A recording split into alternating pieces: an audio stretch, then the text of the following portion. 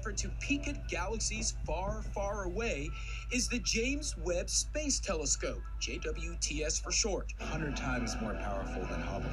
Once launched next month, it will turn its eye to distant stars in search of Earth-like planets. While scientists are excited about what is to come, they're also divided over the telescope's name. We have something new now. It's the woke leading the blind. I'm happy to be called woke. At issue, whether or not James Webb deserves to have his name on the telescope. Columbia. Webb ran NASA in the 60s and is credited for his role in building the Apollo program. But some are calling out Webb's tenure during the so-called Lavender Scare. It started in the late 40s when the U.S. government rooted out gay civil servants and fired them. Webb served as Undersecretary of State during that time, and his critics say he didn't do his part to stop it. Do you think you'll ever get to the point where you'll use the name Webb and not think about the history behind it? Yeah, probably not.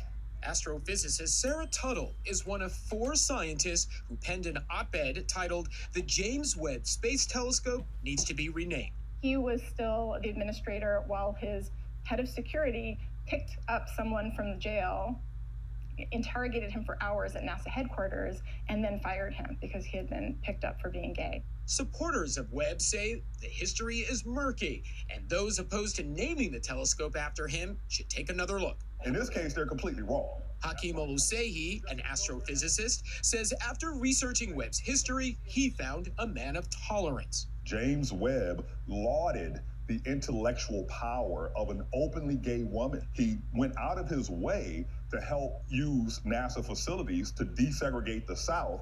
More than 1,700 people at last count in the scientific community signed a petition asking NASA to change the name to Harriet Tubman, a former slave who used stars to guide Black people to freedom.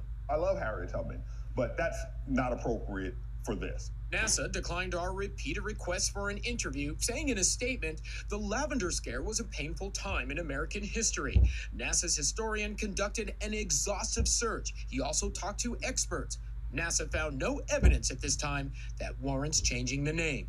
Some astronomers say NASA needed to be transparent about how it conducted its investigation. People like me that have worked with NASA extensively, done a lot of pro bono work, and are queer and feel like this is a decision that was made without really understanding where it came from. As the countdown to launch draws closer, there is one point of agreement. What I'll say is, whatever we call it, we're going to use JWST to do excellent science. Could there possibly be life out there? Jason Carroll, CNN, New York. And be sure to tune in. The all-new CNN film, The Hunt for Planet B, premieres tonight at 9 p.m. only on CNN.